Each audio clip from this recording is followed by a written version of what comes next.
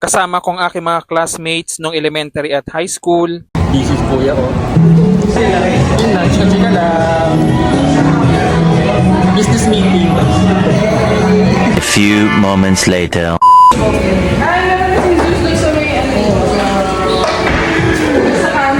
Second stop for today ng mga business affiliates natin. Nandito pala kami sa Padre Paura, Manila dahil nag-blood donor sa akin si Yasmin Asama. Siya pala ay classmate ko nung high school at naging kaibigan.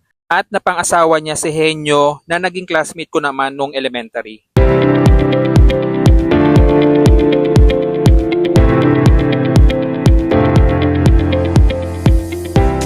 A few moments later. Third stop naming tatlo, dito naman sa Robinson's Place, Manila para mananghalian. Ikatlong spot, Robinson's Place, Manila.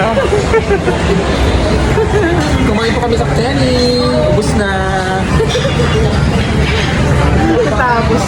Tapos na ano eh. Maraming salamat, Yasmin, sa tulong. Habi, Henyo.